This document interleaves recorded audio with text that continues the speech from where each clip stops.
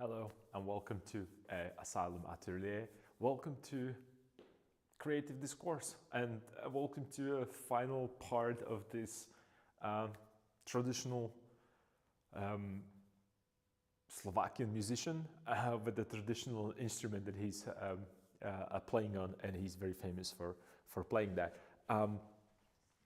I am excited and I would say sad simultaneously. It's that bittersweet feeling again that you might be familiar with, and that's something that I want to talk about a little bit. And that's that part when you're finishing your painting, you're putting the last touches, and then you're going to pack it and prepare for shipping to a destination, and probably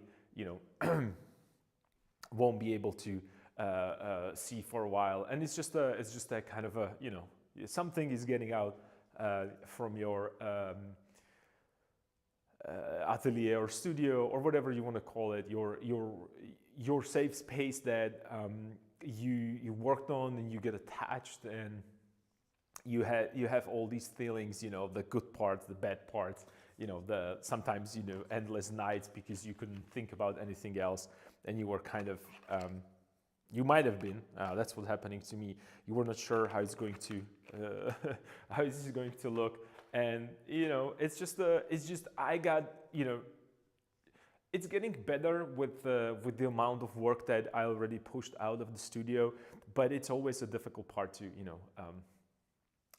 departure a moment. But like I said, bittersweet, because there's another part and there's another exciting project that we're going to be working on together, hopefully. So yeah, I want to just quickly go, like a little summary that what we went through, because it was, I would say, eventful. There was a lot of brushes dropping on the floor, a spillage of the stuff everywhere, cameras not working, microphones not working, light disappearing, internet connection problems, and so on and so forth. Me tripping over this carpet multiple times, not having a Vermilion that I got used to so much with the other project that we're working on together. So many things, and that's what it is about. That's what makes it so cool. I think all these little things that are extremely annoying at the moment when they're happening, but then when you can sit down and look look at the work from like a different vantage point, and right now we can laugh about it, we can have fun, we can criticize it, we can actually take advantage of these things and look at it from point of view of learning and understanding where are where mistakes or which part of the process might be optimized a little better. And when I say optimize, I don't mean that you're going to use either less pigment or a little less I don't know, time, or it's more about this is what I need to do before next stage, because it's caught up to me later on. And the only way how to do this, and that's why it's so important, and that's why it's actually the main idea behind this a live stream or videos or whatever you want to call it, creative discourse. It's that together we can explore these possibilities, and not only that, we can see the results and then backtrack and deconstruct, or what's the other word, reverse engineer mistakes in process and setup, rather than just thinking about, oh, I should use a different mixture. So being prepared that you're going to run out of pigments, being prepared that as you're mixing your pigments every day, and it happens to me, well, I can show you that multiple times. It didn't happen for a while, or haven't happened for a while, is that while I'm mixing, I will break a palette knife because it's just the little part that it's right here, that it's attached. And I can feel that it's already moving. I can feel the movement there. So it's wear and tear. It's supposed to get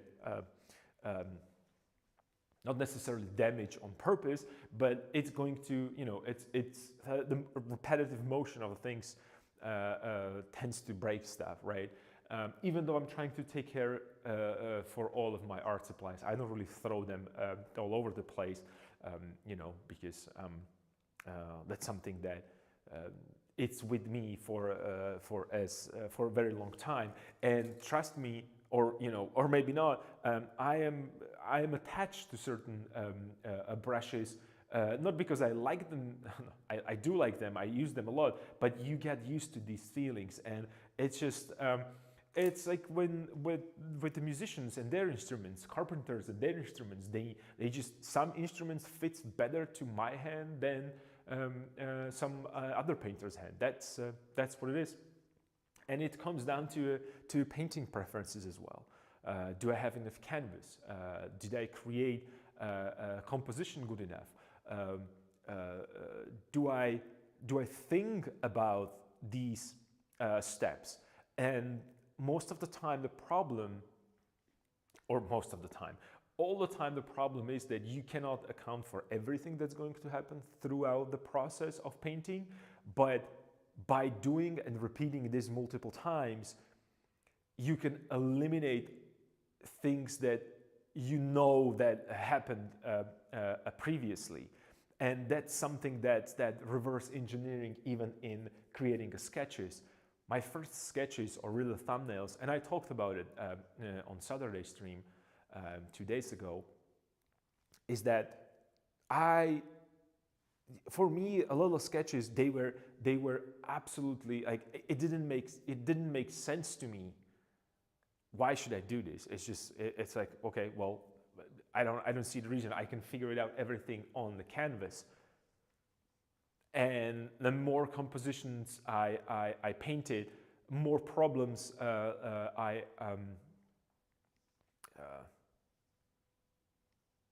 created for myself. Let's put it that way. More problems that I created for myself, I learned that I can solve not only from time management, but also that kind of a visual excitement for a viewer.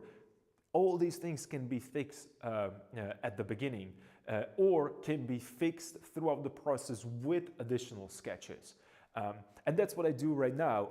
Even though I'm painting and I have a set sketch, as you can't see it, but it's in the back there, for that larger painting, that beautiful, well, this is a large one as well, but larger compositional painting, multiple figure composition.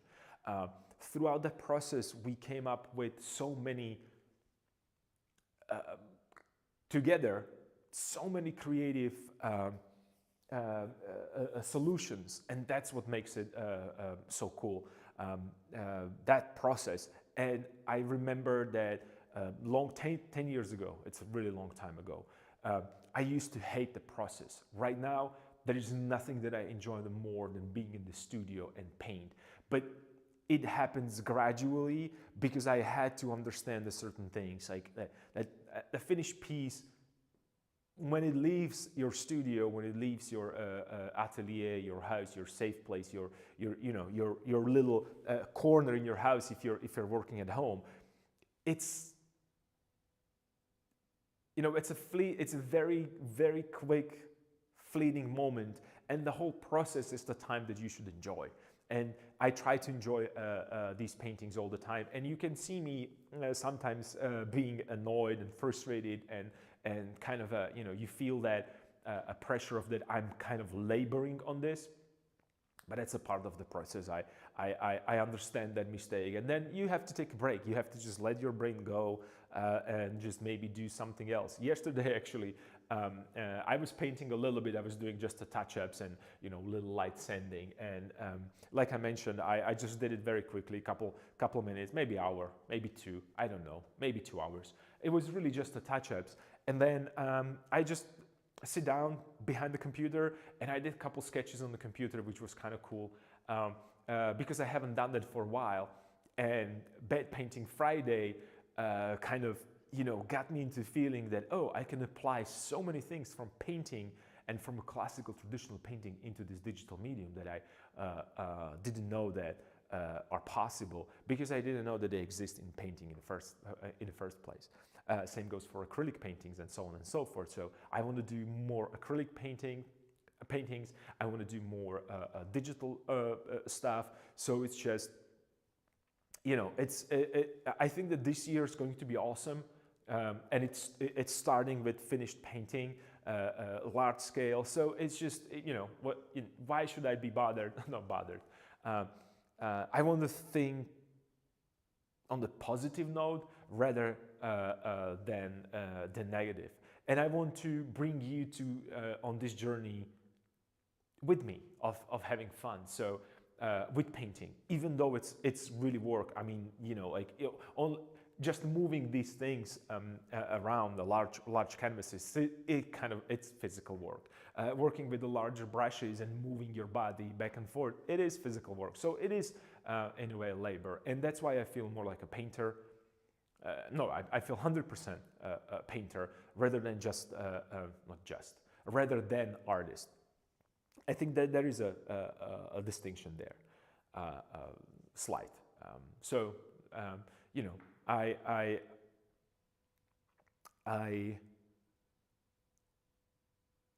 I don't know, and this goes back to that previous question that we, like very philosophical one, that I asked all of you, was about that.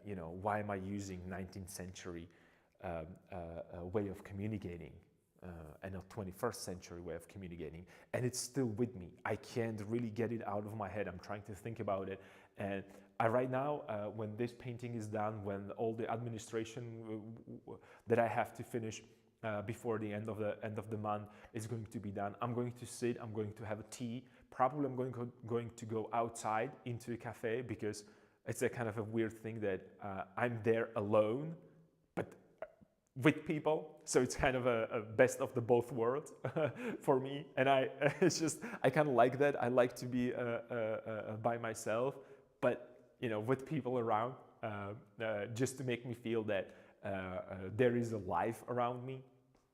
And also I like to observe and see what's happening. It helps my my daydreaming and my creativity. So yeah, I just don't want to talk a lot about this. I just want to invite you to continue working alongside, because that's just the coolest thing that we can do here. We could be, and we are, very, very small niche community of people, and I'm enjoying it, and I'm enjoying that support, and I'm enjoying that creative discourse. Yeah, and even though this painting is being finished and it's going to go away, that's okay. That's fine. We're going to create another project, and there is trust me, I have right now, if you ask me, I have at least 10-15 projects that I would like to work immediately. I just have to schedule and manage myself.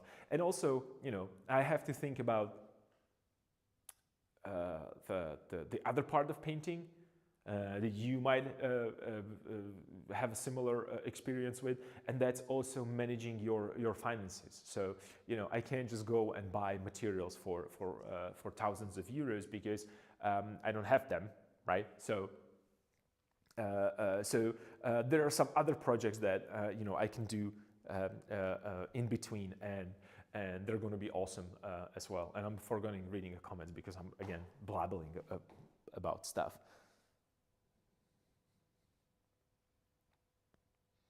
With wine, tea, or whatever the beverage you prefer, and wish it good luck in its new home and place. Yeah. And here's the thing: I already talked to a patron that commissioned this, and the thing is that since it's a commemorative painting. Would that be the word? Proper word? Yeah, it's a celebration, not only him and his achievements, but also the culture of the region where I live and I was born and raised, essentially. They want to move it from place to place and put it onto displays. It should be probably, right now, we're going to discuss this week. So actually, disclaimer,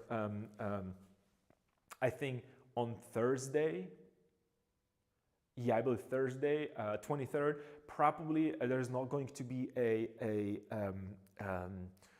live stream, or maybe I will start a little later and do some like a quick sketches online, or we can maybe extend it a little longer afterwards and do some digital painting or drawing, because I'm going to check places where it could be possibly displayed for viewing, and also we're in the discussion with the museum in the region where also the large festival is going to be held.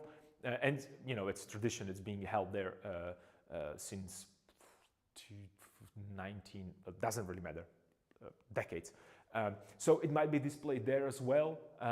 So I'm kind of excited that it's not going to be closed only, in the one room where 2 or 3 people can see it, but other people might find something interesting in it, or they might give me a critique, because that's something that I whether you believe me or not, I strive for that critique. I actually, there's going to be a couple people, they're going to come and check the painting and see, and give me some pointers where viewers, just the casual viewers. I know that painters, there's so many things that can be improved on this. I just want to talk to people that like to go to museums and like to see and look at paintings. There's very few of them, but there is a few around here. So there's going to be like a little small viewing here throughout the week before it will be on its way to place. So there's so many things that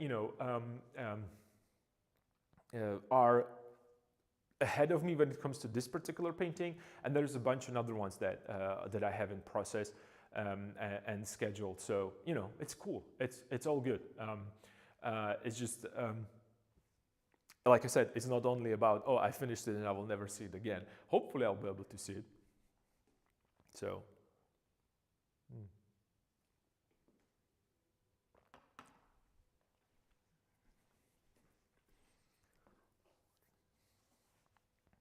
Okay, that sounds good. Yeah, that's a quite honor. Yes, it is. But excuse me. This is all in the process of negotiating, so it's nothing set in stone. Nobody's seen this painting except you, so so let's see what they say. If it fits, if it's worthy of the museum.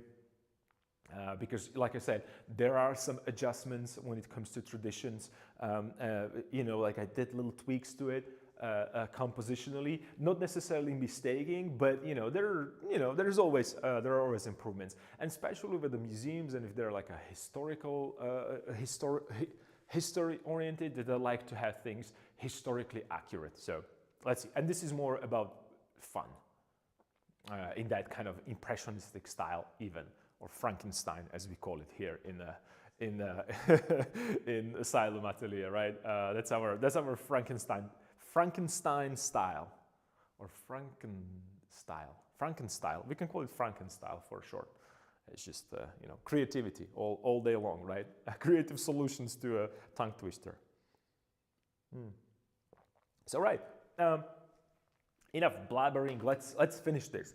And what does it mean to finish painting? I mean, isn't this the one of the most mysterious, most philosophical questions that you can ever ask yourself? Well, I don't know.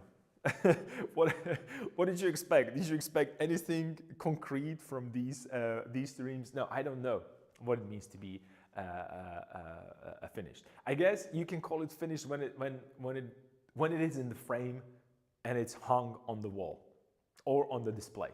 I guess that you can call it finished that time, 100%, because, you know, even though I see myself going there and do some little touch-ups in the place where it's going to be displayed permanently, and we still have to discuss that, you know, these ideas about permanent exhibition. I feel honored that I got to see the process. It's like having a VIP access here. Frankenstein style, yeah. To me, technically, art will never be finished, but I stop when I know I can't add anymore. That's, see, and I agree. I guess I can. Well, how can I not agree? It's just it almost, when you put it eloquently like you did, it's hard to disagree with that statement. I would maybe add that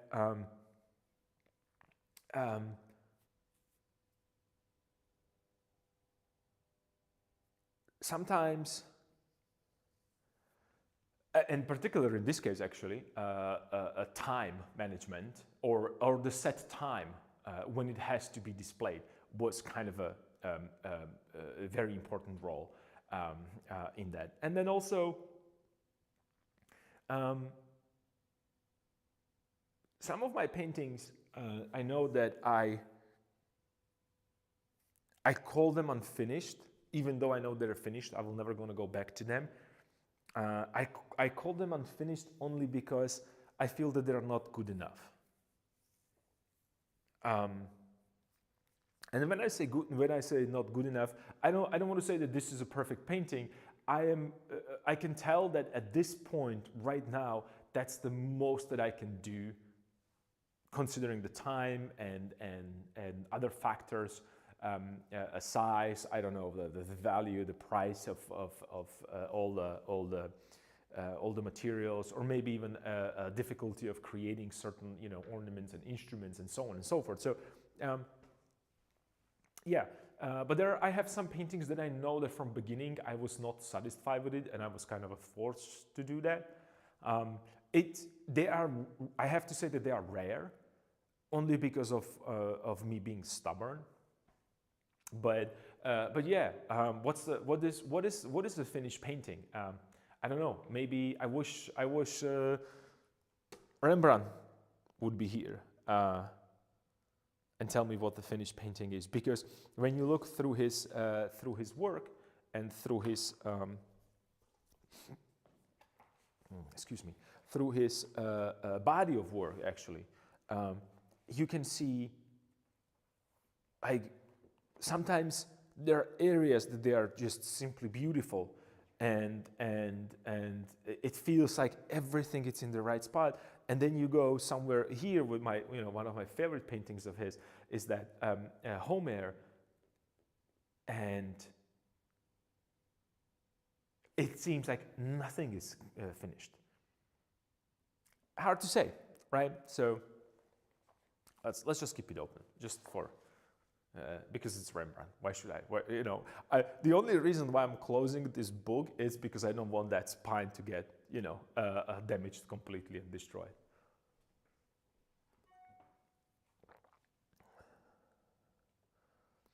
Oh, a good point. Time plays a factor in that as well. Oh my God, I would love to know what he has to say about finished paintings. Yeah, and speaking of the finished paintings, this is why I highly recommend you to read books or diaries of another artist, right? Because it's such an important part, very important. I talked about that Delacroix's diary. I don't speak French, unfortunately, so I am reading translation, and it is slightly. There are some like areas that I'm like, oh, this might maybe. I don't know if this is exactly what he meant. So so that would be one, and then also, you know, really good books about you know, paintings in general. We talked about Harold Speed a lot here, only because I think that Harold Speed is when it comes to these complicated philosophical ideas about painting, I think that Harold Speed, with the famous Blue Book, with Albrecht Dürer's Portrait of Mom, let me put it here. I think that this is one of those books that they're like a good entry point into. I know that it's called a practice in science of drawing, and you might be thinking, oh, I'm going to open it and I'm going to see something like a Riley method or side size method or whatever, and you would be surprised how little of that kind of information is there. But for me, and that's why I refer to this book all the time, is because this book was extremely influential and not only influential, also I remember reading that book, and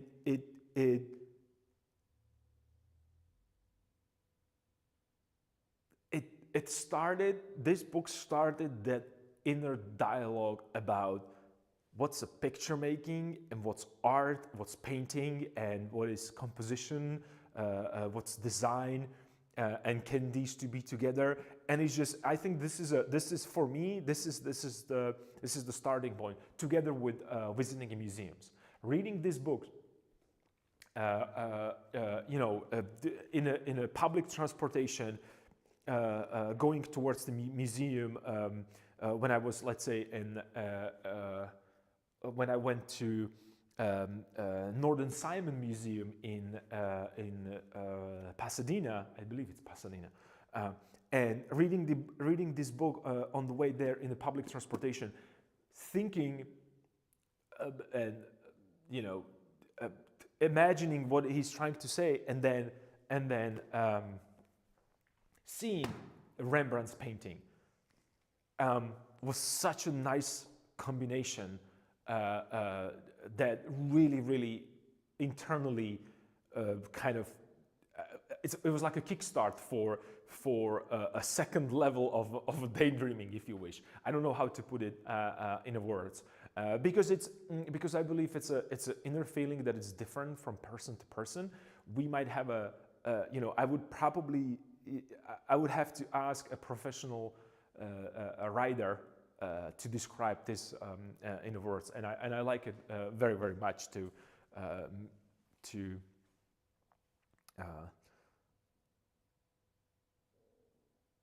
yeah, good suggestion. You'll do that. Okay, yeah. That's something that that for me was really that's a specific book. And if you don't have a museum, you don't have to go to museum, because right now you have these.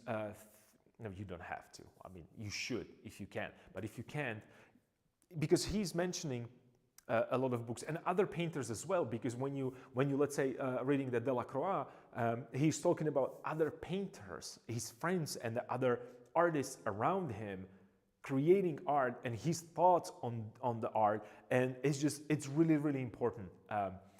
And that's something that I miss these days, or maybe it's happening. I'm not aware of that.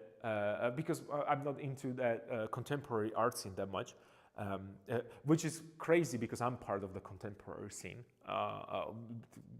Whether you want it or not, you are part of the postmodern contemporary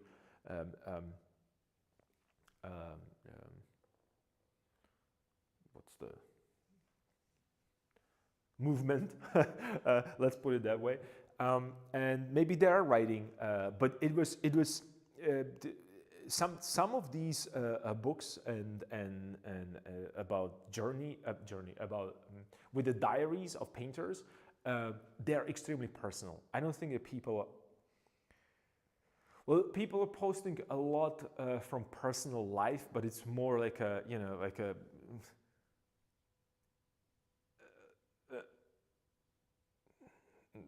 shallow representation to be.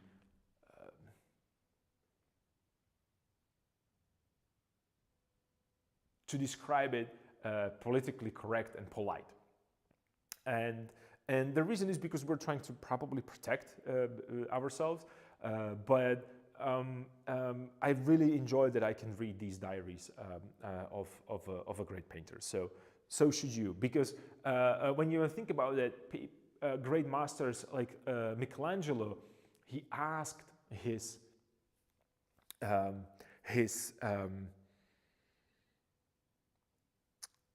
pupils and assistants to destroy everything, every sketch and everything that was there, because he couldn't stand looking at it himself.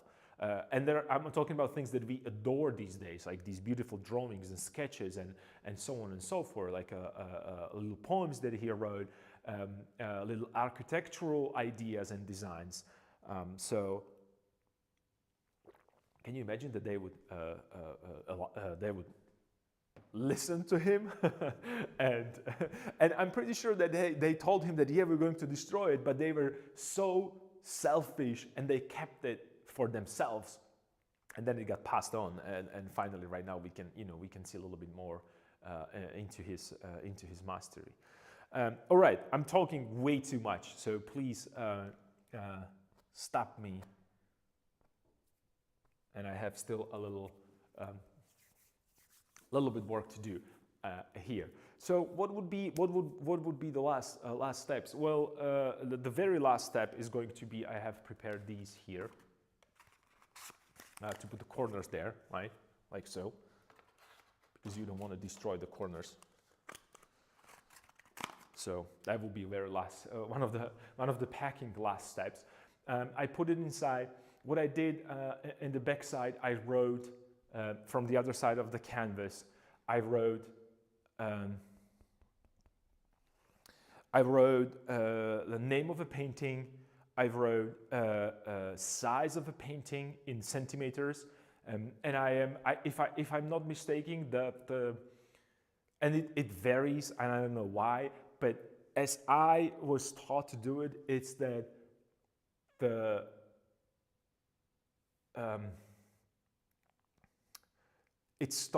number starts with a vertical, and then it's going horizontal. So this would be 2 by 1, or 200 centimeters by 100 centimeters, a size of a canvas. And then I also wrote it's an oil on a canvas.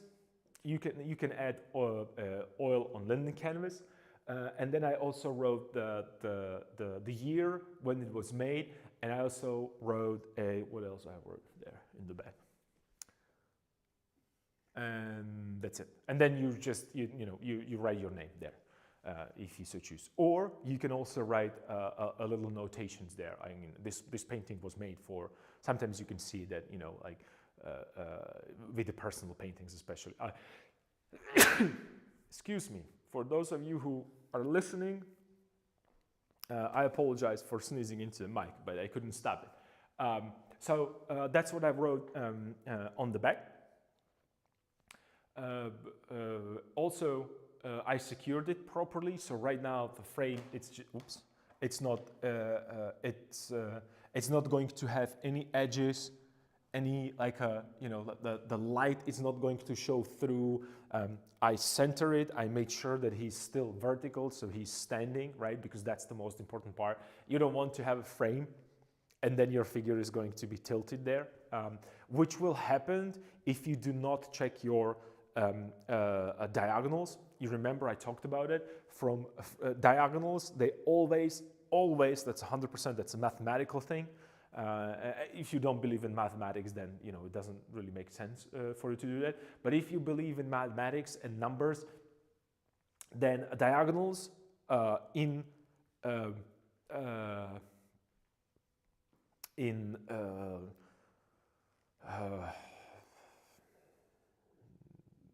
this particular rectangle, any rectangle for that matter, or a square, they have to be a same length. Always. They always have to be the same length. If they are not in the same length, exactly the same length, you are having, I think it's called a rhomboid. Rhomboid, could it be? So it's what's going to happen, you're going to have a you're not going to have a right angles in the corner. That's what's going to happen.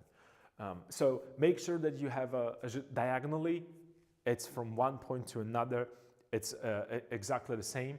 And that's when you are sure that even your frame and your painting is going to be aligned properly. Also, and there's something that, you know, these are like a little minute things that people are like, it's no brainer, but my floor, it's not level.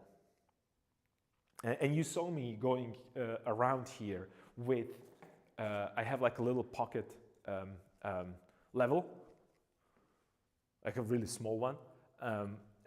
I always level my painting when I'm starting to paint to make sure that my horizontal, my verticals are actually vertical because that's how it's going to be positioned. What happens to me sometimes is just, you know, the canvas might be tilted a little bit, or it's uneven floor, whatever, and then I'm trying to correct that tilt with the figure, and then when someone comes and put it into a frame, and then they put it on the wall, they put it into a level, and you can see that your figures are falling down. So that's a little you know, like a little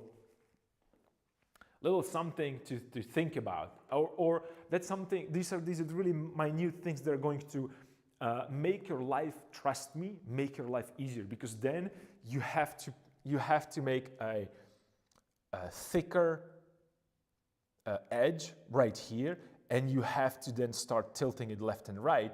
And what's going to happen, it might actually change your composition. So, you know, if you have some, you know, like a changes there.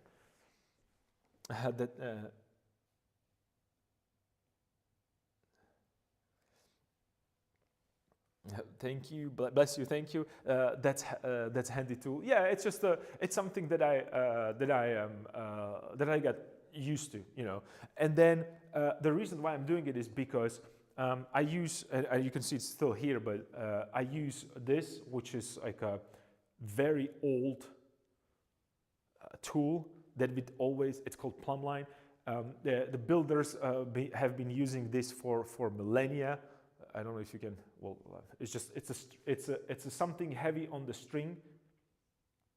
And again, if you believe in the gravity, if you don't, that this is pointless for you. But if you believe in the gravity, this is always going to be in the center. This is going to drop in the center of Earth, and this always shows me a perfect vertical. So I use that. And if if you're using and checking a plumb line, you can also check a plumb line corners that way, right? So you just hold the plumb line and you just make sure that the edges are aligned with that. That's another way how to make sure that things are lining properly. And then again, sometimes when I do edges, I hold my brush certain way, and I am copying with my pinky. I am holding it here as a kind of a measuring tool, and I can do a straight line by just going down like this. And that straight line, if your canvas is tilted, it's never going to show and register as a straight line, and you're gonna align things inaccurately then. So it's like a little things that you can. And the reason why I'm saying this, because like I said, when you're going to frame your stuff, this is going to actually save you a lot of a massive headache. Trust me, I've been there. I made these mistakes so many times. Another thing is when you're buying and purchasing frames, do yourself a favor and check that frame in the store with the person who's responsible, who's selling you that. Check all the corners. Make sure that everything aligns properly, and especially with expensive frames. This is fairly expensive frame, so you don't want to have something that I didn't check. I have like a little uneven corners here, just a touch. So then I have to actually take a file and adjust them myself because I don't want to have wrong edges. So that will be another thing when we're finishing a painting. Also, like I said, I put the frame myself in because I still want to work on it. And I want to see and I want to finish my painting in the frame, because the frame it's a very important part of a painting. It's something that frames the composition perfectly. And I'm getting actually I'm liking this frame more and more. I just needed to get used to that that visual. So that will be another thing. Yeah. So that's that. And make sure that you give your painting enough time to dry, and it's touch dry. It doesn't need to be, it's going to take a while before all these things dry properly and completely throughout the painting, and especially when you work in pasto, but at least touch dry.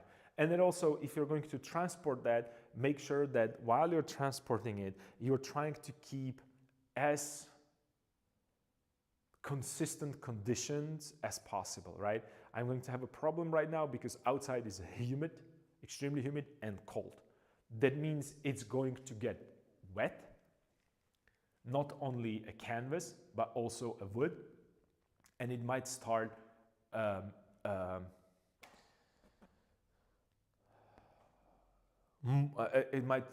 it might start molding. Another thing is if it moves to a different temperature and you're going to move it back and forth between the areas, when it's cold it shrinks. When it's warm it expands. So either you're going to create tension and it's going to crack in the corners, the canvas, or it's going to be warm and it's going to start wobble. Both of these changes of temperature are going to also negatively affect a pigment, right? Because canvas, it's flexible. Fully dried pigment on top of a canvas, it's not. So the more you're moving it, the more it's the higher is the chance of damaging that. Especially when you work in pastel, there are some really thick pigment applications around here, especially in these ornaments. So that will be another thing. What else I wanted to talk about? I guess that's it. So yeah, that is the only one adjustment that I have to do, and that's right here on the top. I have this repeating pattern and I don't like it very much. So I'm going to probably adjust this a little bit, just a touch.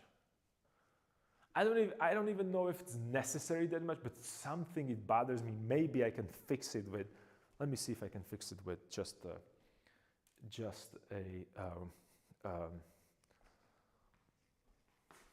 okay, well, I will have to use you, my little chair. I will have to use you, my chair.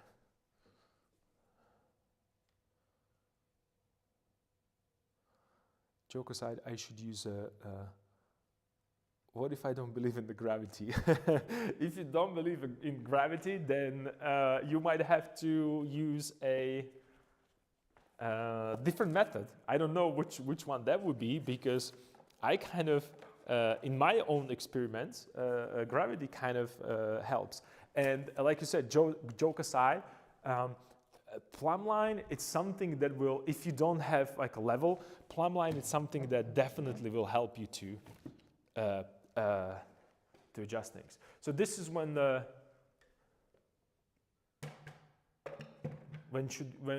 every one of us should be careful. I cannot really lower this any lower. So you might have to, you're gonna see, yeah, I guess you can see right now the size of a painting even a little better. So what I'm trying to do, because right now I see it in the frame, I'm trying to correct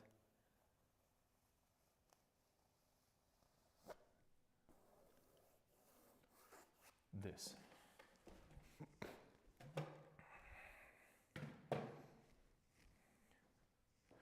Yeah. Okay, yeah, I think this is going to fix it. And then this is, I have a little, this should be a little lighter, I think, around here.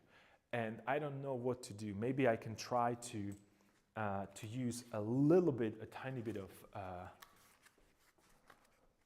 just don't fall down. Well, I try to do my best not to fall down. See, this is when you, this is that beautiful part when you feel like, okay, I should probably go and invest into a scaffolding, right?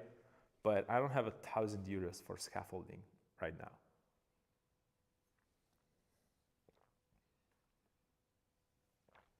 Like the proper one. Why do I want scaffolding for 1,000 euros? Because you want to put a pallet on it. You want to be able. You don't want it to shake it. You don't want to fall over your painting. There's so many reasons. So I have my own. I have my own experience with these things. You want to have a secure scaffolding, if anything.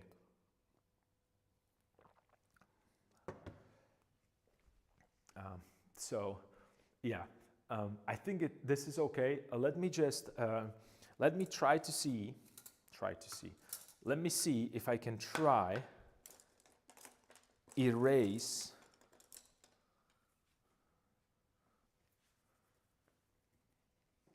or soften a little bit of that. Where are my paper towels? Here. Soften a little bit of that underpainting that I created there.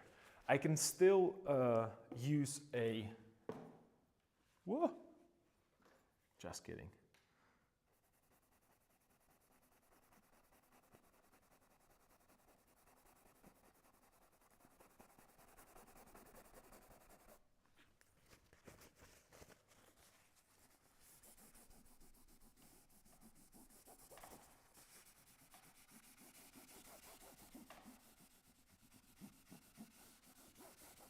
I think it's going to work.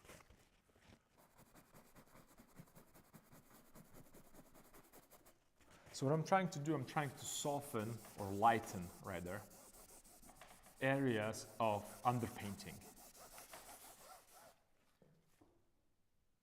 Only to let this show through. Yeah, I think that worked. I think we're good there. Nice. Oh, you. No, just I had to do it. It was too easy. I was tempted, and I couldn't refuse. The temptation, which reminds me, one of my favorite songs, if not the favorite songs, by the group that's called The Temptations. And the name of the song is Papa Was a Rolling Stone.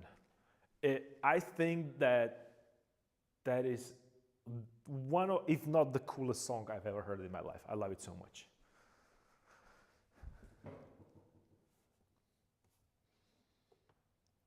Also, if I'm quiet, it's because I'm trying to paint more. Morning Song, my latest painting I did, is reserved and may have been sold, and I wanted to have it for gallery. I couldn't say no to the price, so I'm panicking. I raised my prices this year and they were surprised they still wanted it. That's awesome. Congratulations. That's awesome. That's great. That's great. That is super cool. See, it's just, you know, I heard like a weird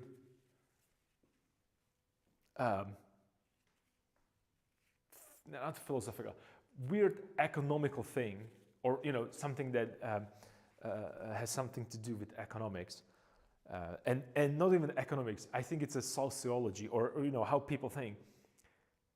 The moment you raise the moment you raise price on your artwork, people start buying it more because they feel like, oh, this is worth finally buying. For some reason, it's just, you know, you can, because it feels that way. I don't know. I don't know why is this happening, but multiple let me do this.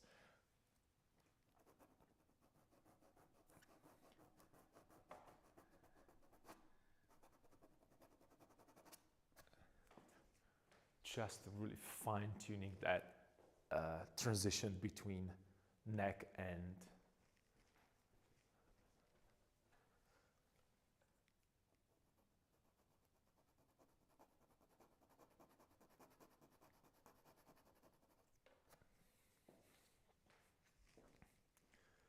I heard multiple specialists thinking that way.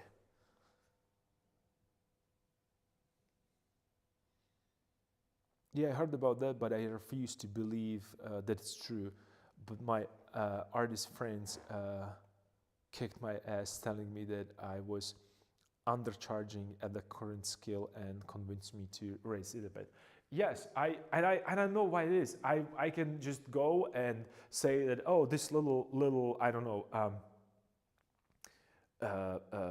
let's say Bad Painting Fridays, right? I could go and I said like, oh, it's a 50 euros. People are not going to buy it because they think that I'm lying to them. That there's something that either is going to break tomorrow or is going to, they're going to look at it so much that it's going to disappear. But the moment that you put it on 250 or 300, people are like, okay, all right, we can do that, right? So I don't know. It's just and this is like an example from 2012 or 2015. It's just like, really, guys? Okay, well, here.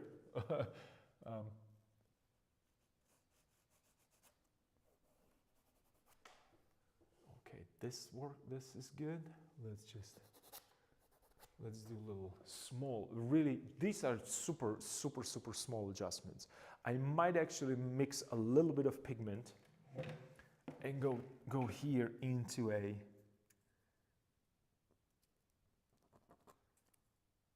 maybe I don't need to, maybe I can just scratch it away a little, I mean, since this is dark and I need a little lighter value,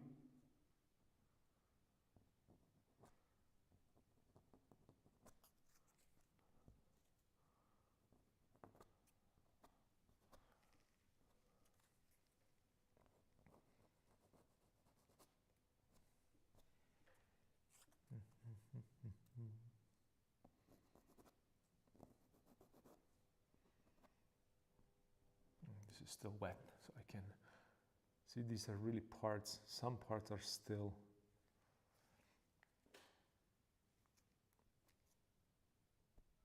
Yeah, like this. I can't really touch it. So I'm thinking maybe I could put here the little, like a gold area right there. I'm not sure. Let's see. Let's do a old school trick. Instead of painting it there with lighter value, I'm just going to put a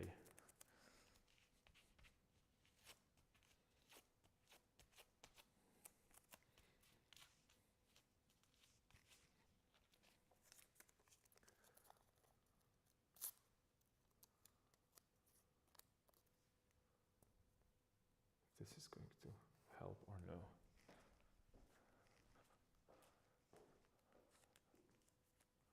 Yeah, I think that it, yeah, okay. So I'm going to put a little of that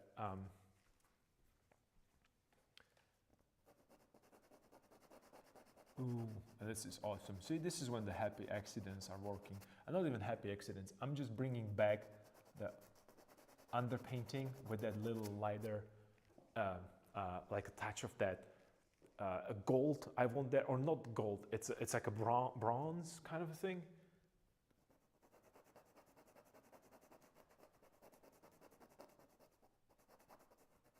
It's like a clip that it's attached to that strap around his neck that's holding his.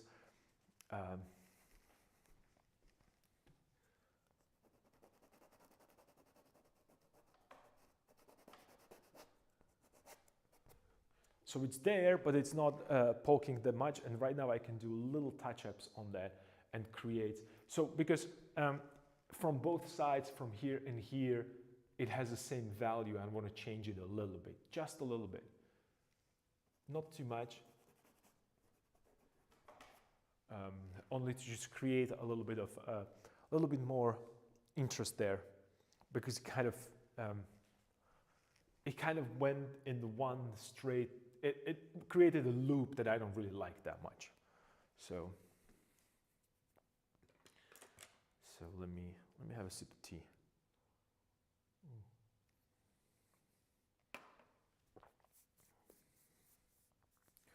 And since I'm doing this,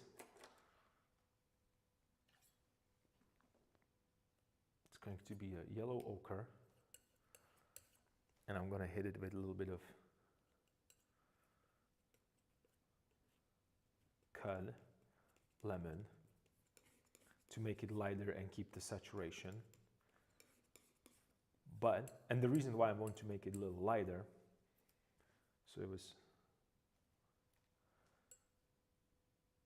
it's because I'm going to, let's put on gloves, because I'm going to add that raw amber into it, right? Why raw amber, you ask? Because we know that it's going to dry fast, even with a little bit more impasto application. So I want to speed up that process of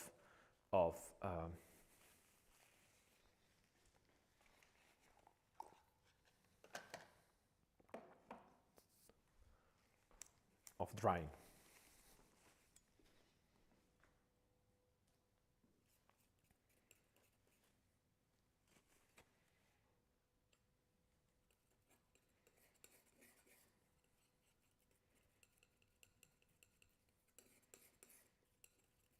So a little bit of raw amber. Let's hit it with that yellow one more time. Turning to green. So a little bit more white.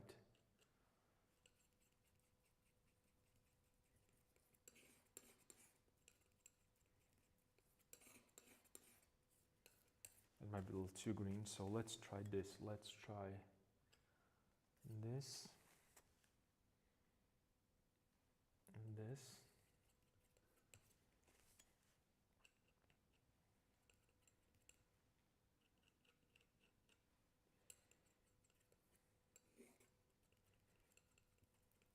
Yes, it's a little better. Cool. So what I'm trying to do, I'm trying to add as much that amber as possible into the mixture, but not lose that beautiful saturation, because look at the difference between saturations. Like this is like high saturated, and yeah, I think this is going to work.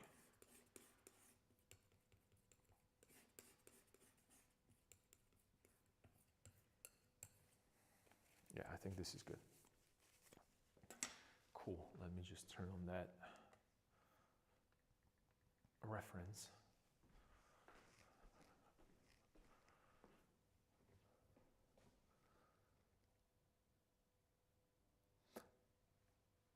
They're weird, I'm telling you. I'm not made for this weird psychology, sociology thing. I just want to paint. I gotcha. I know. I was just having this argument with another person about, like, you asked me to do certain things. I came up with an idea, and right now I have to,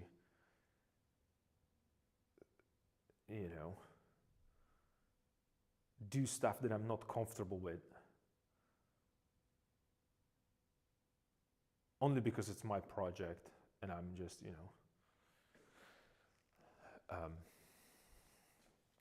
responsible for result.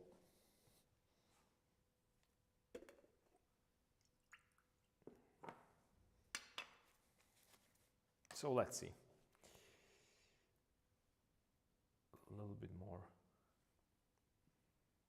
of this. And it's like a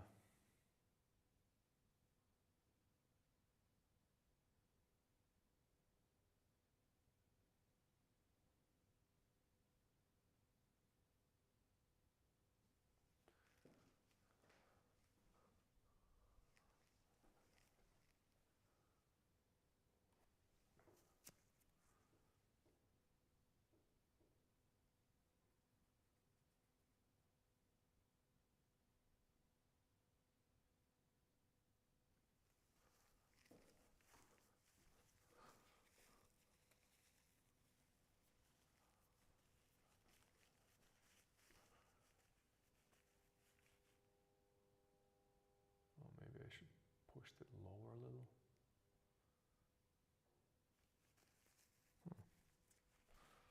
Maybe.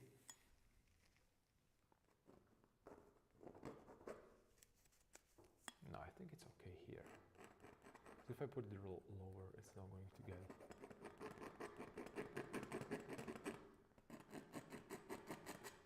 And I'm scratching it a little bit because I want to give it to a different texture. So visually it looks slightly different. Yeah, I think, I think it's going to work. And then it has a little darker.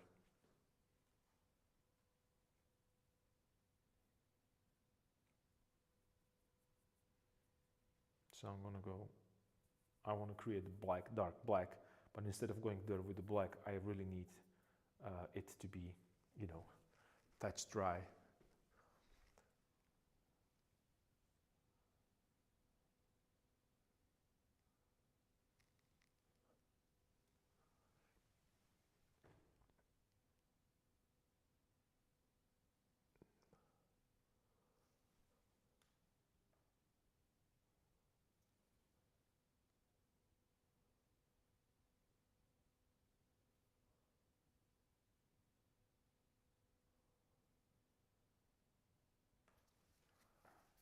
Okay, just a touch of that. Maybe it should be a little thicker, a little bigger. Yeah, it seems that is the case. Okay.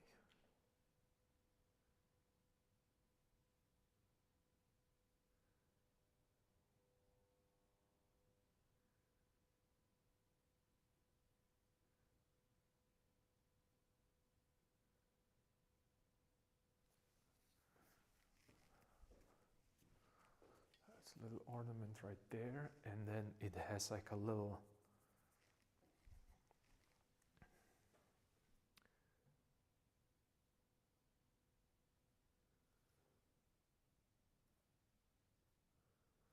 almost like a, it looks like a flower almost.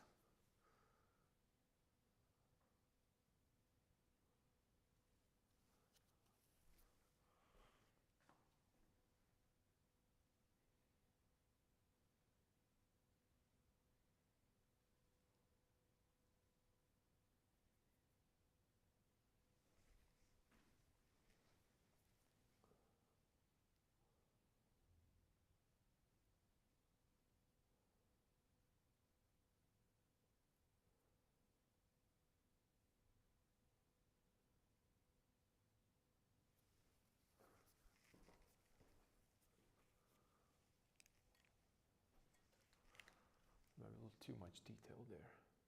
Never mind.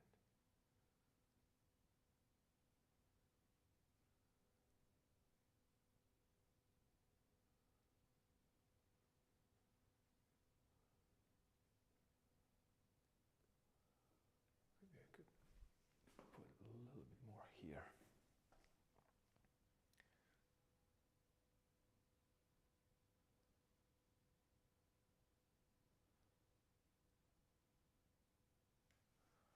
On this side, so it's catching a little bit more light. Yep.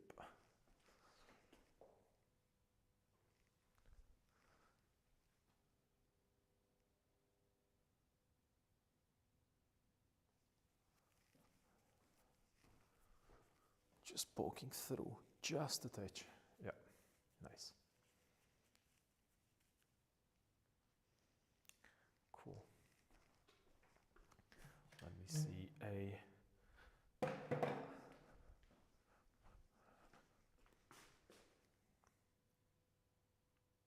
Yeah, that's what we needed. It's exactly what we needed.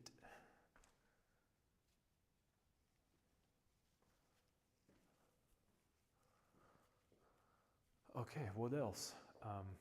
We have this part, that part. I think that's it. Maybe a little bit more of that. Yeah, maybe a little bit more of that redness there. So.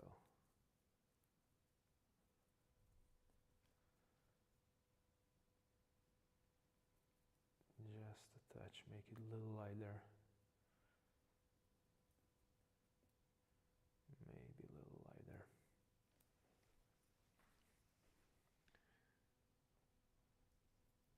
Okay, that's the proper one. All right. A little bit more here.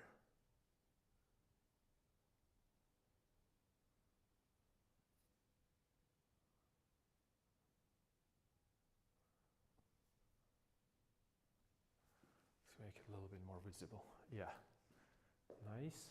And then a little bit more of that white. It cannot be straight white, it has to be slightly darker because, you know, if I put a straight white there, it's just gonna...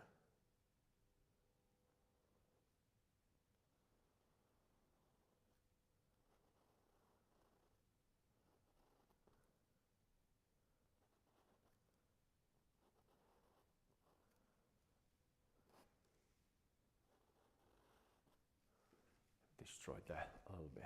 Okay, and then maybe do a little, because I see that there is a little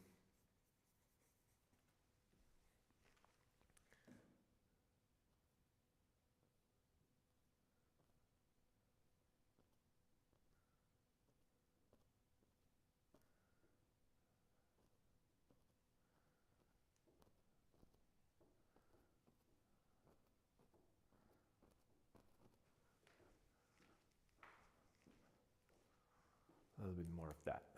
Cool.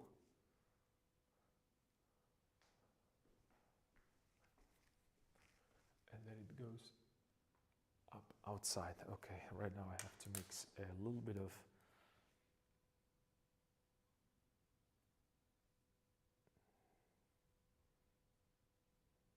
background color.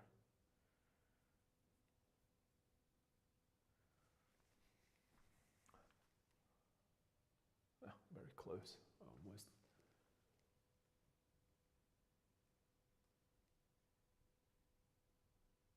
Adjust this edge a little bit.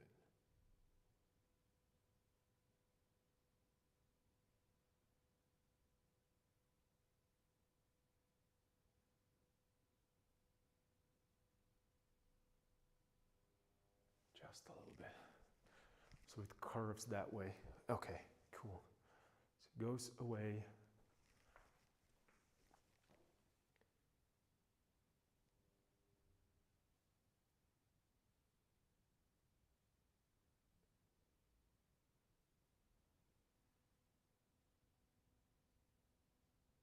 So these are really things that, you know, I wish I wouldn't need to do, but since I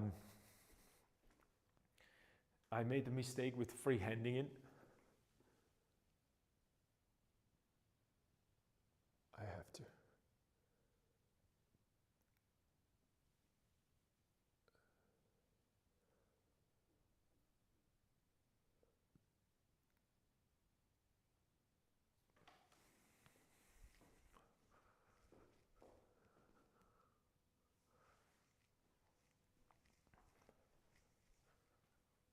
Okay, and it's going to be slightly lighter.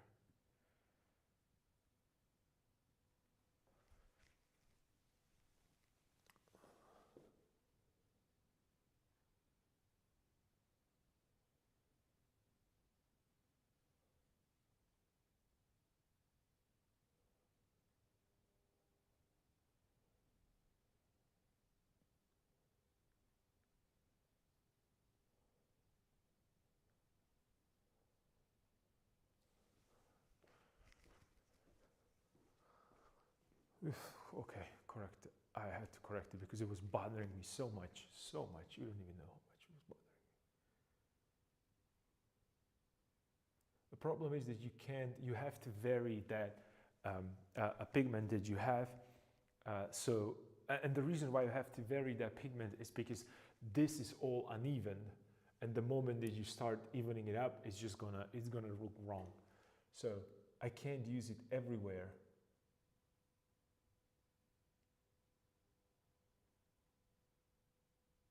But in some areas, it's fine. Plus, it's all the way up. No one's going to see, no one's going to be looking up there. Who cares about what's happening up there? Nobody.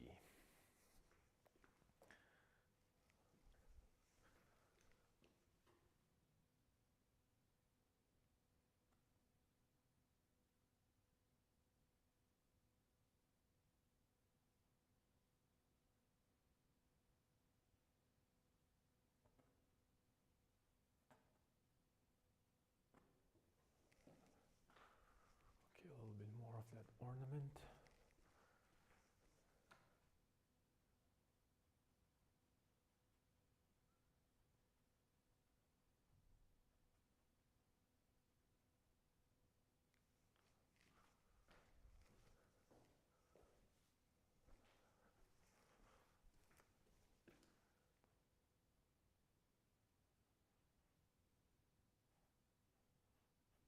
Darker, and here a little lighter.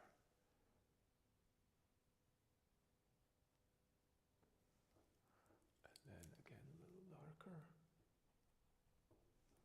and a little lighter.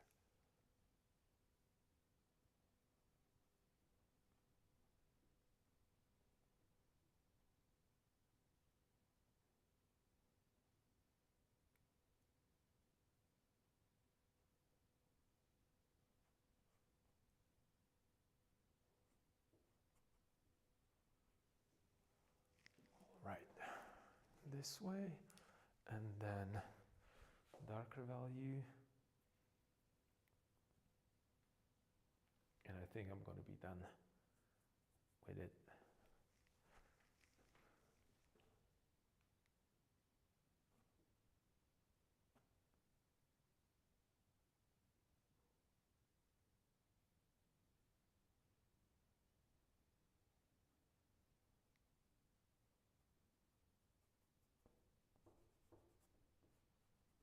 Soft edges.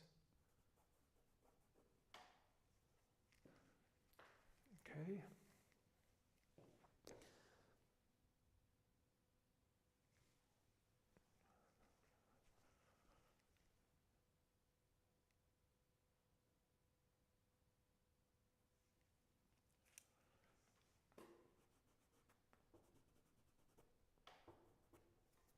Softer edges here.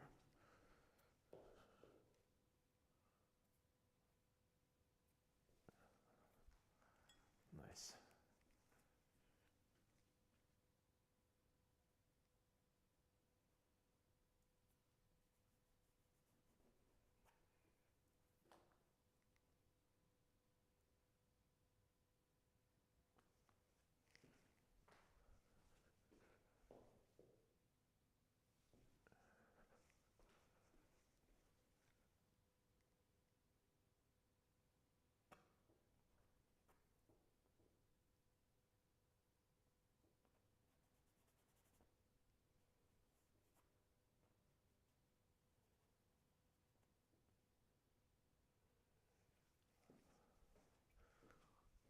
Little bit of that edge.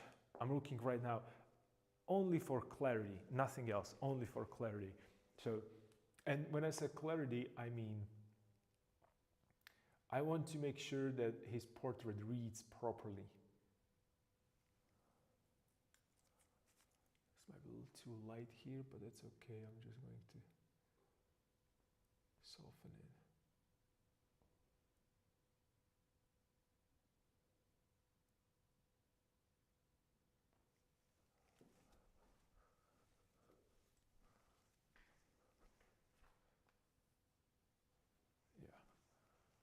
It has to be a little lighter to show the edge of the eye, the volume of that eye, rather.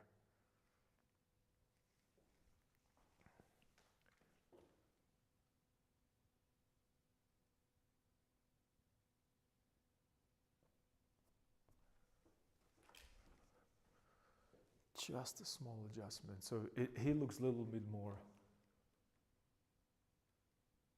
alive and three-dimensional. That's basically what I'm trying to do. This might be a little too dark here, so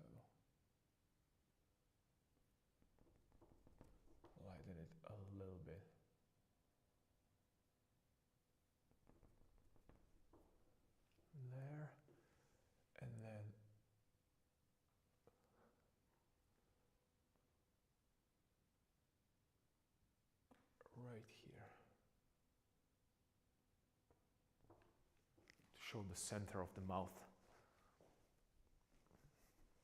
because that's going to help me to determine center line as well for this.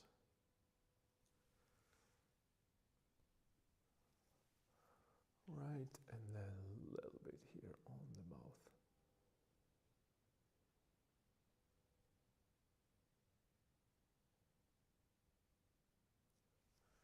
Make it a little lighter. And these small adjustments, they are all about, I don't think that you can even see them, that they're happening, but they are getting a little bit closer to his character. And I like to do this in sessions, only because the more I work on that, the less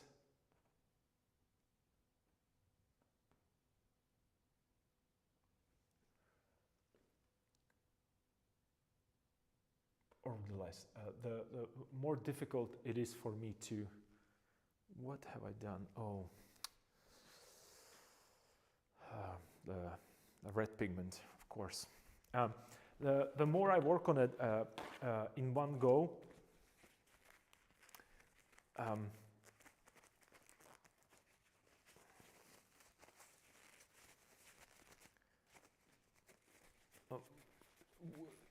more tunnel vision I experience. I don't know how to say it differently. It's just like I can't really control that very well for some reason.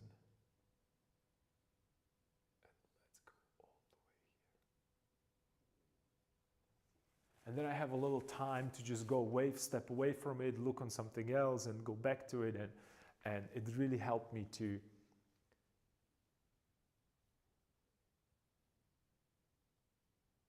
see mistakes a little better.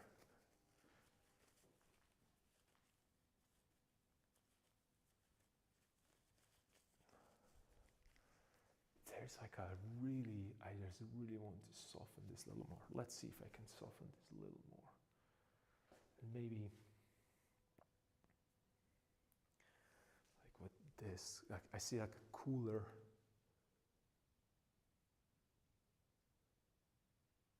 in between step there.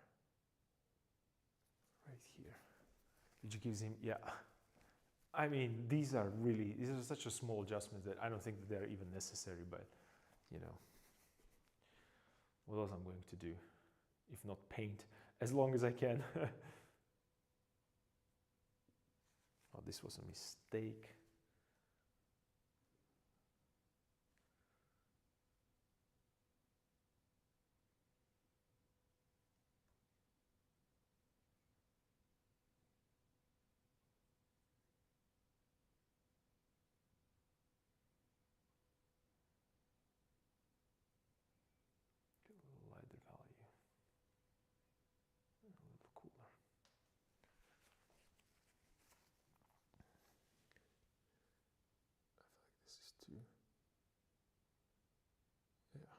Soften this a little bit, just a touch, and then a little bit, just a touch.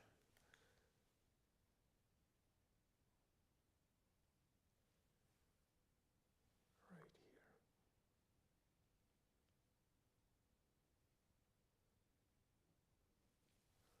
Where his eyes, so give him a little bit of a, let's look at Rembrandt. Let's see what he did. Yeah. A little bit of that under to show that, let's go a little warmer, the top plane of a bottom eyelid.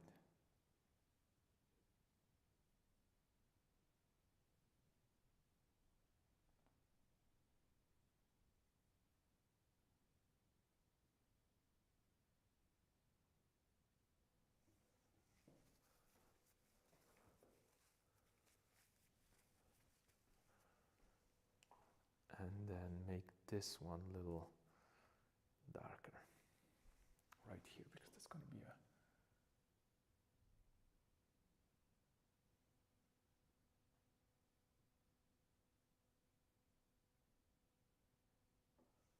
to be a little redder right here. Yeah. All right. And then a little bit more here to give him a little bit redness into a mouth.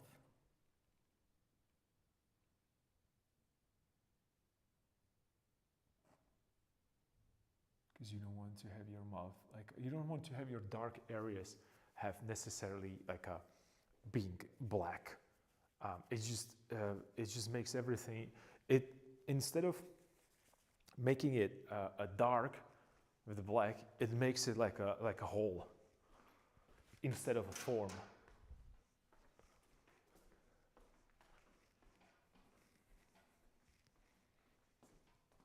Oops, I'm sorry. So I'm always aiming for a color, even in the shadows, even in the crevices, everywhere.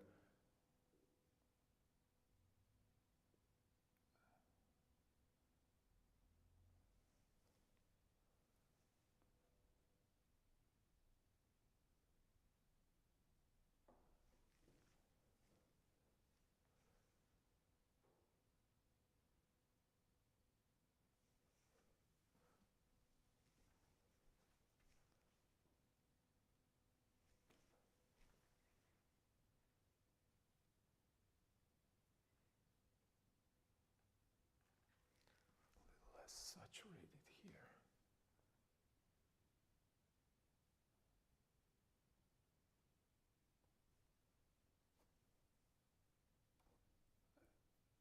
And softening it. Yep.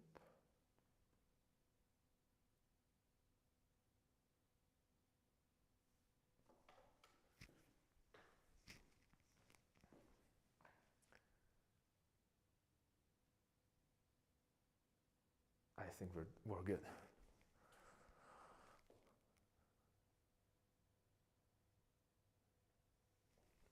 I think we're done. Okay, let's make this edge right here. And I think that's it.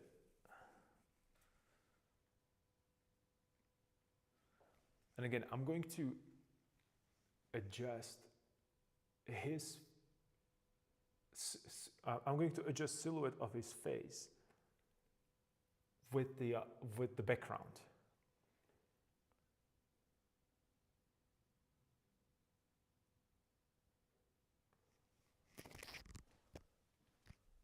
Just a light touch in the right place so I can have that angle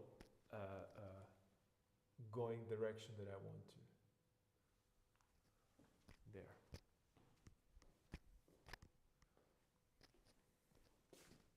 And I know I did I said there and nothing changed, but it did. For me, it did, and you wouldn't believe how these little adjustments, how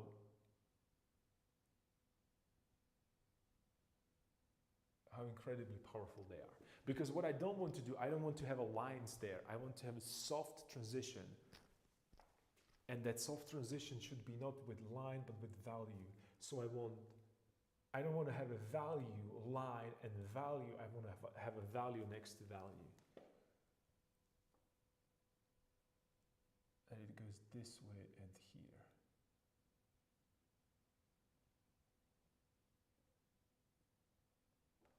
So I'm getting rid of lines. I'm creating values. And the reason why I'm creating values is because if I have, let me explain what I mean a little better right here. Camera is working awesome. Everything is supposed to be. So I have except my microphone just fell down. Just a second, please.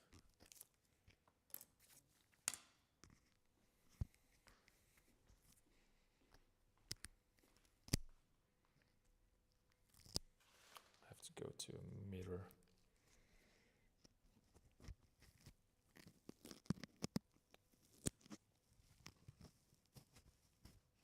My apologies for this. All right, I'm back. So I have a let's say that I painted a silhouette, whatever silhouette that is, it doesn't really matter. And then I decided that, oh, here is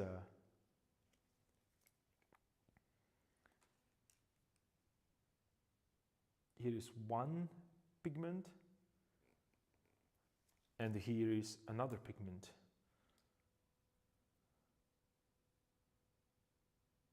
Right, like so. And I'm going to talk about, let's say, for soft edges.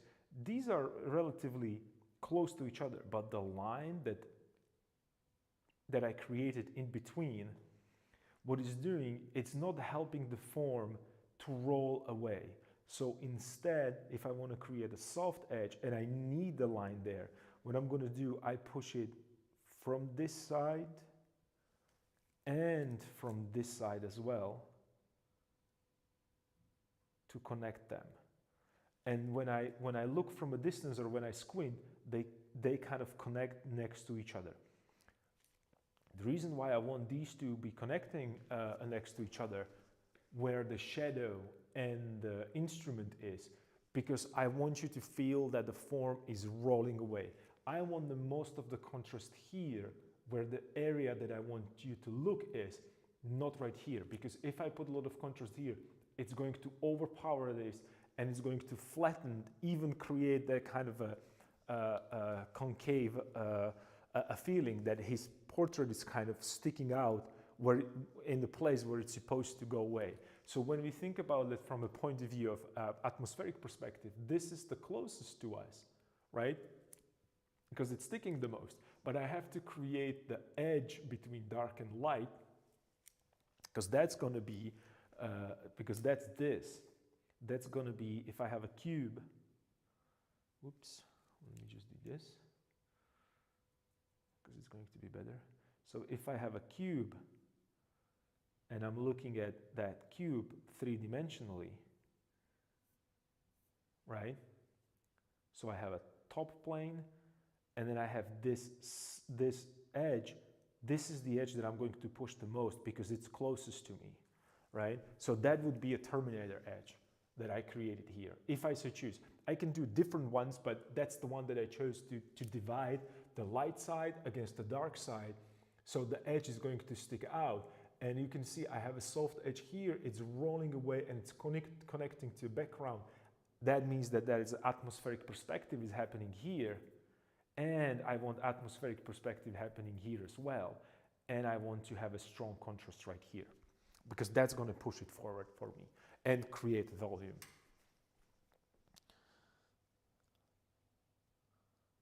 And then you can actually push it even more, and you can, I hope that you can see it on the camera. This is the light pattern that I have created right here, and it continues here and here. I could push it even more only if I there is something that is in my ear that is really itchy. Ow. Anyway, so I put this light pattern right here to actually create even higher contrast, right? So this is going to be like super like this, light against the dark. So this is where I want to have that edge, but as it goes into a background, it softens and disappears. That's why I'm doing this here. I mean, and I don't want to mix it like this. I want to have two nice values next to each other. And these values are the same, but the temperatures are different. So I have a warm shadow. Actually, I have a warm shadow. I have a neutral Terminator edge. And as it rolls away, there are warmer areas of cheeks because they're going to stick out. And as it rolls all the way back, it's really, really cool. It's cooled down or neutralized. And then I have something with the different temperature next to it. In this case, it's slightly lighter and warmer. And that creates that separation.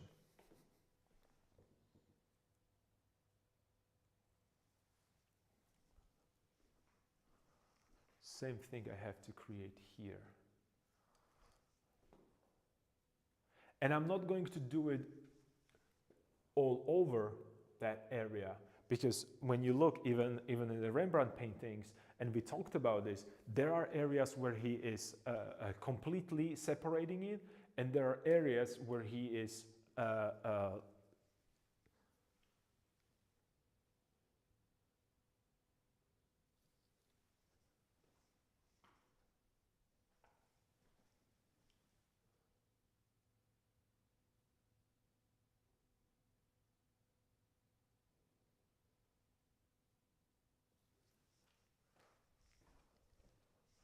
right, so nicely and slowly it goes behind. That might be a little, see, this might be too much. I don't want to have this visible here.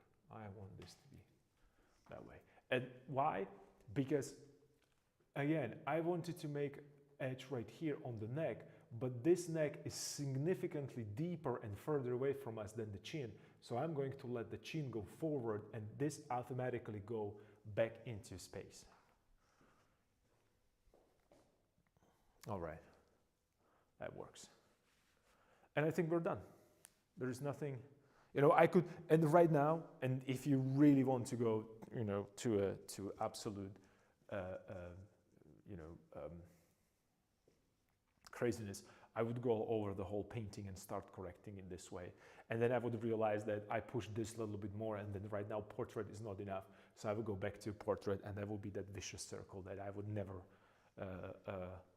get out of. So I prioritize, and you can see right now that the portrait is the most contrast is on the face, and the most definition is on the face. And as we go down on the painting, this is just the underpainting, and I'm going to leave it as an underpainting there. I'm not going to touch it anymore because I choose so. You could,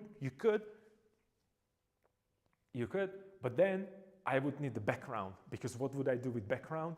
I would start, you know, darkening or lightening a background depending, and then I would start creating a contrast with the backgrounds, you know, and that's what Rembrandt is doing even here in this painting. So he has an area of interest that are really light that creates composition, and he's helping with the background and varying a background values and temperatures. I have a background, there is no difference in my mind in undefined background like this and the idea of what Caravaggio was doing. You can fill whatever you want. I would like to go in and start working on that, what I was planning on, but I put it into a software, into app, and I edit there and I drove it there, and it started to go away. It started to kind of blend together, and his silhouette was not so obvious. And right now, it's about him. It's about that a costume, and it's about that instrument. So let everybody to fill the blanks if they so choose. He could be on the stage. He could be at home. For people who knows him from home, he's on the stage for people who knows him from stage. He's on festivals from people who knows him from festivals. He could be wherever he wants to be. That's the same idea that Caravaggio created, and it might be not the best, but considering that I have to this week it's going away, I think it's a. I think it's all right. Right. What else?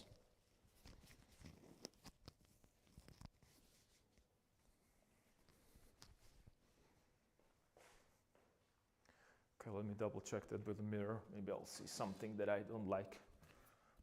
Well, there's plenty of things that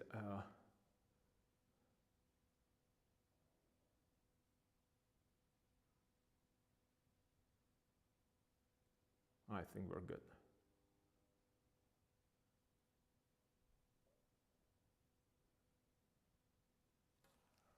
I think we're good.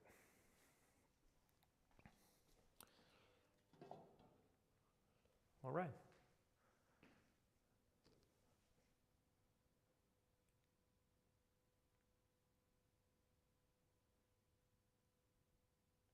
maybe this little bit, just a touch. Last. I think I need a little bit more here.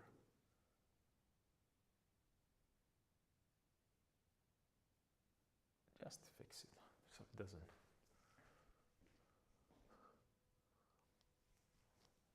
And maybe a little bit of like a light accent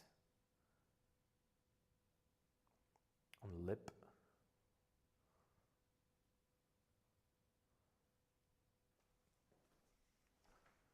Maybe. Let's see.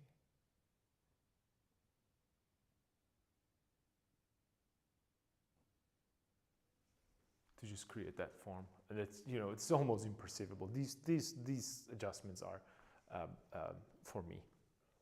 So, so I'm sorry, but these are for me.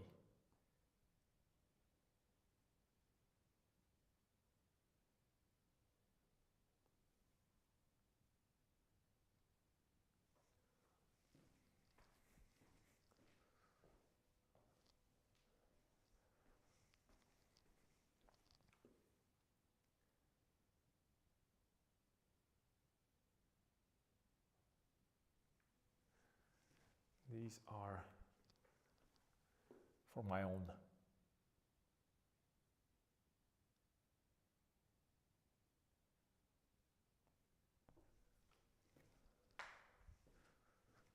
Oops.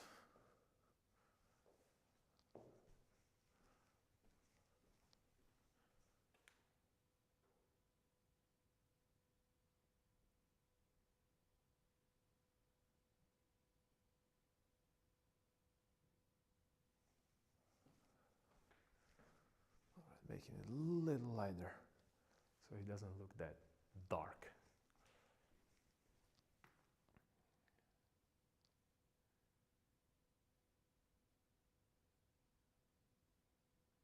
There's another thing that I see very often, that, you know, paintings are being way too dark, and I have a problem with that myself. All right, and maybe a little touch on the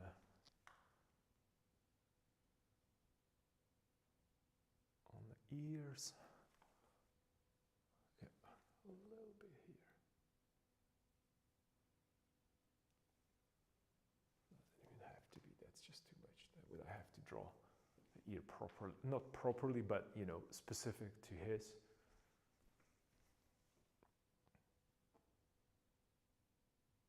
Soft the transition here, so it's not that out of place. All right. I think I'm right now just, you know, running around. That's it. We're done. So what's missing?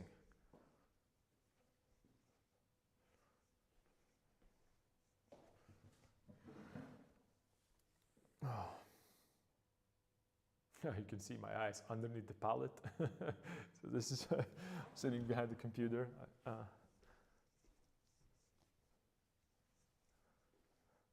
Well, this is me checking on you if you are painting or not.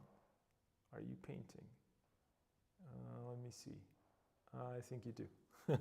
I hope you do. So,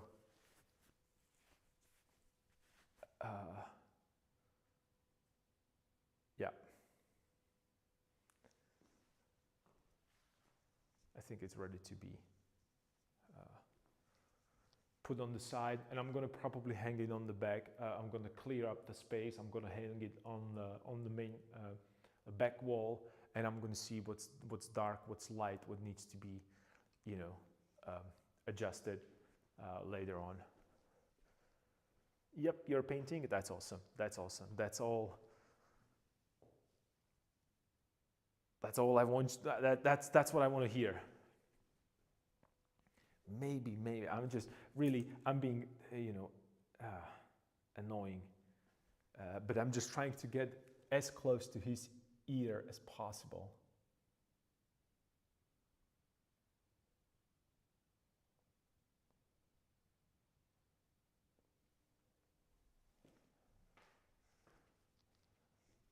That's just too much.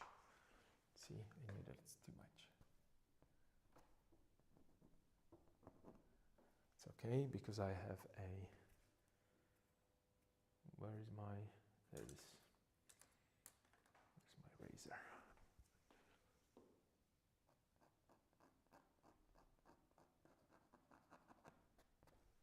All right, go back.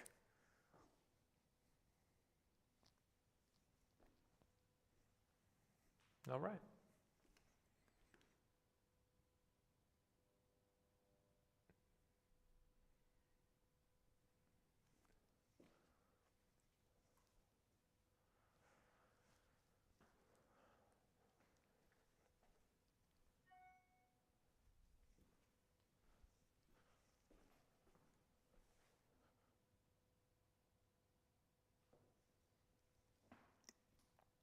Doing a really colorful seascape, a little more colorful than I wanted, but I needed to paint something. Good practice anyway. I'm trying something different this time. Mark area with colors so I can judge how to approach it. It helps to judge the colors a little better, I think. I won't know till I complete it, LOL. You know what? I think that you are doing the right thing. That's how I think about that. Most of my painting, especially when I work from imagination, I am just putting these areas of a pigment, and then moving that pigment around like a mosaic till it just all pieces fits nicely together, and then you can start painting on top of it and start finding some specific concrete elements. I think maybe soften it here a little bit. I am being really annoying.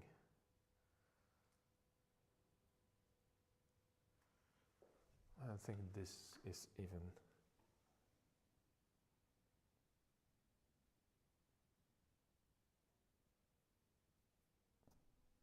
I shouldn't do this because the moment I start doing this, I would have to paint everything in that shadow, and I want to keep that shadow completely transparent.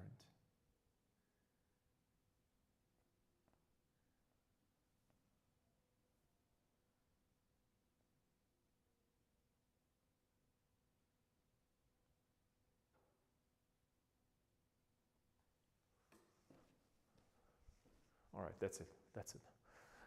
Let me see. Should I put the signature there, or I'm going to wait with that? Maybe I should.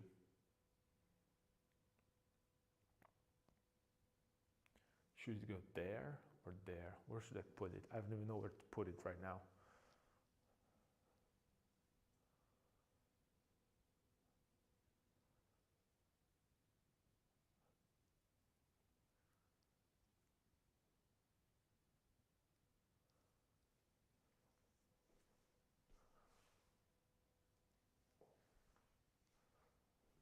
Should it be there?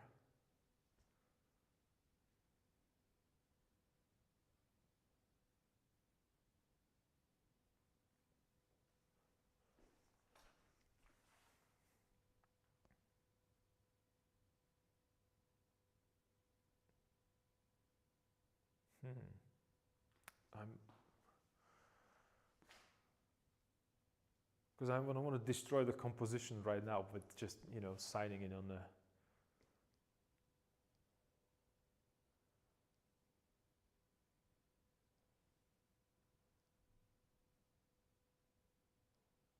There's not enough space. Right now I understand why some painters would just sign themselves right here, like Albrecht Dürer, because this is the place where something wants to be happening here for some reason.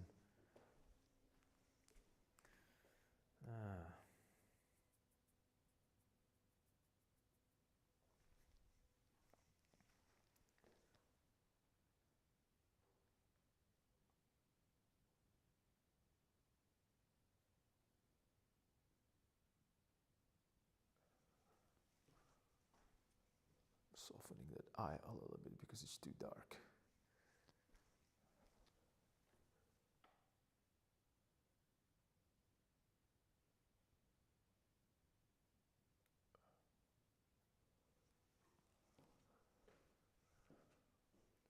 edges needs to go.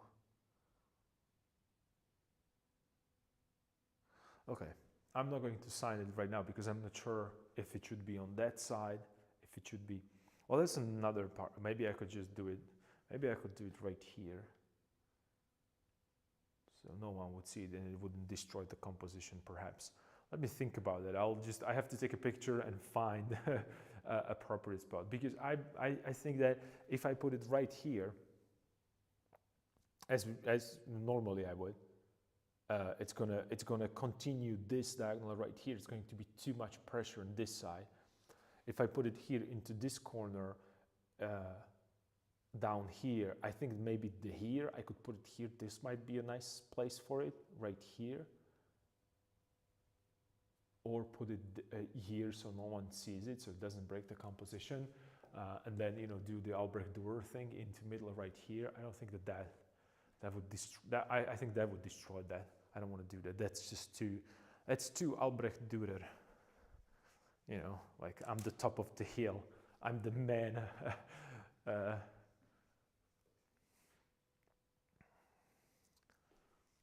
So that's another part of, you know, the finishing. Maybe even, yeah, I think I'm going to put it right here. I think I write it right here. So no one's going to even see it there. It's still going to be there, but it's not going to be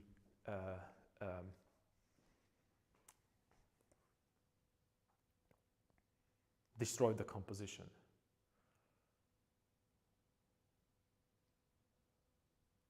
Or maybe I could put it here. Maybe right here. I think this might be a place where I could put it. Let me see. Let's do another old school trick.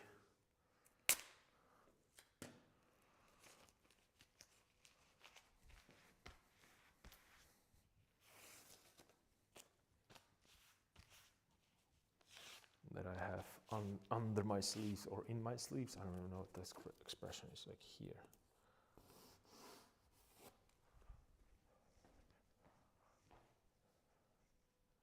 That might work actually, maybe a little bit on the sides right here.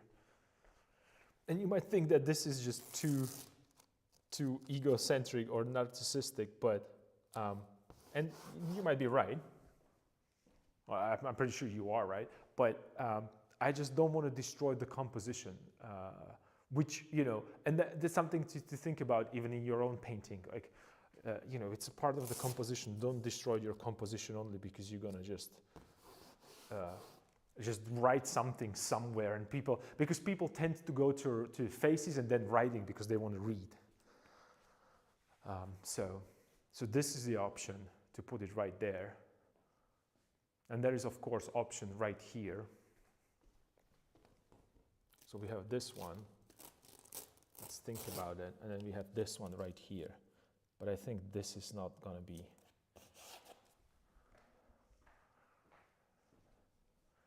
Yeah, that's just in that corner. Suddenly, this corner right here, it's too cramped for my taste. You know, I might be, like I said, I might be obsessing this a little bit with this. But like I said, if a composition is the main thing for you, naturally you're gonna be thinking about these little small variations. Maybe there, maybe just, or I can just make it so it's almost invisible, so it doesn't bother anybody there. Perhaps, yeah, I could do that.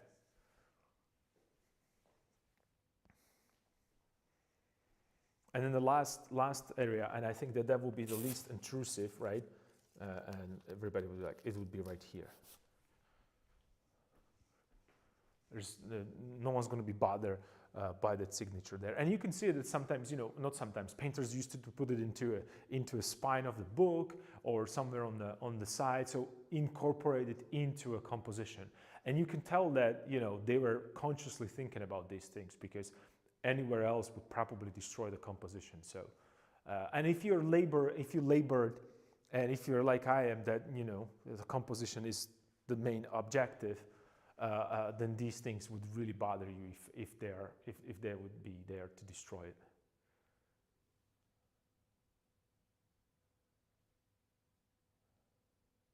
So I have three options. You know, all of them are possible. Or I could be like a real asshole and put it right here. Well, that would be a move. like I'm right here.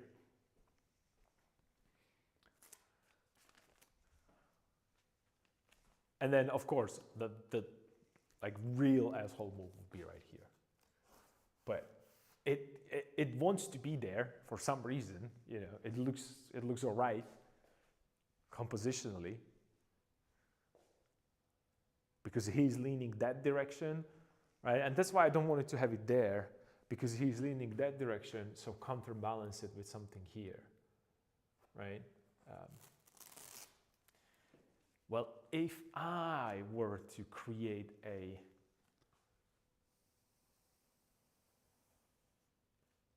see, this is just never-ending story with me. If I were, you know, well, let's think of compositionally. Like I put a beautiful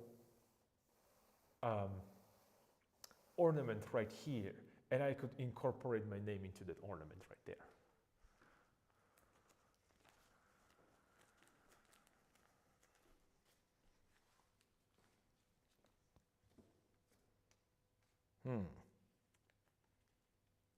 So many ideas.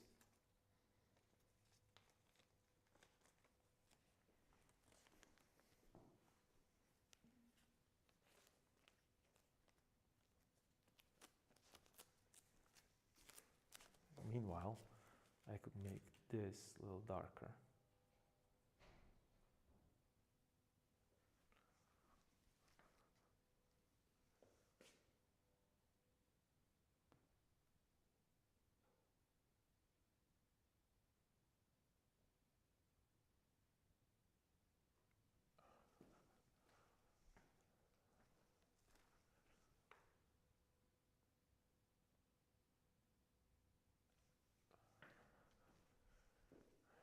Okay, better.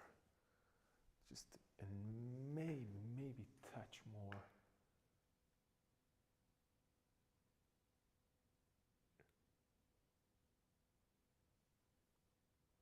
Yep. Tad here.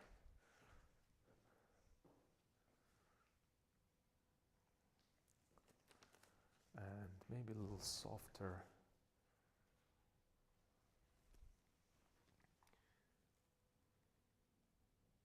Here.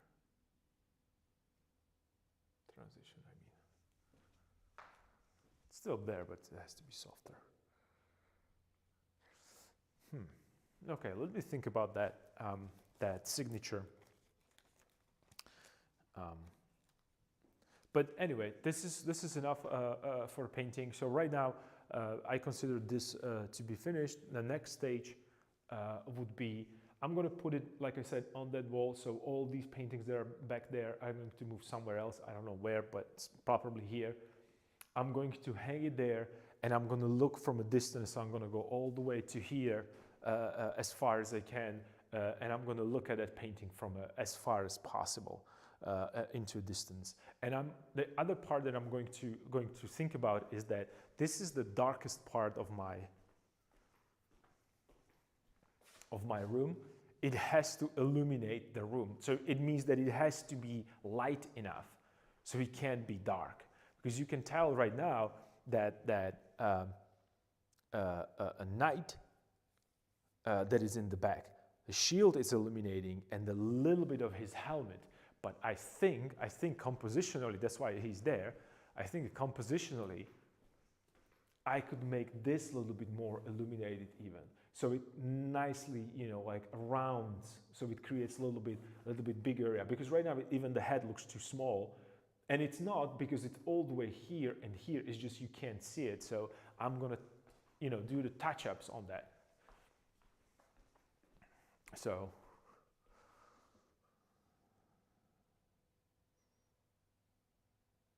interesting.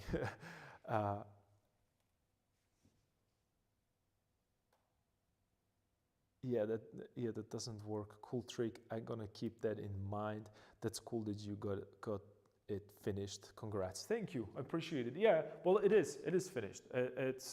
And like you said, I can go and get more and more detail into it, more and more volume. But I want to keep it impressionistic because I kind of like that impressionistic thing. And the other thing that I would recommend you to do is this might be a fun, and I might do like maybe I could do like a little a montage so you could see like how it changed from a beginning till the end. And this is a big moment for me as well because the whole process was documented from the first stretching of a canvas all the way to to finish, to a signature. Perhaps tomorrow I will be able to put the signature there. So it's kind of cool to be able to see it, sped up in like 1 minute, like. So let's see. And next time maybe I should set up I'm going to sneeze. Excuse me. Next time I'm probably going to, I should set up a time-lapse camera and just do time-lapse. That would be fun.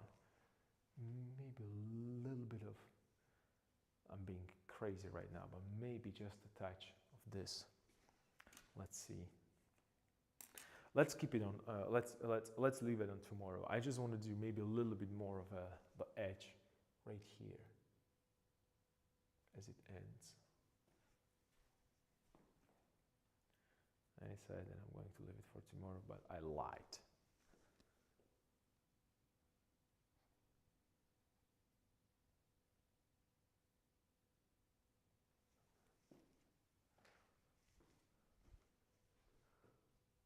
Better.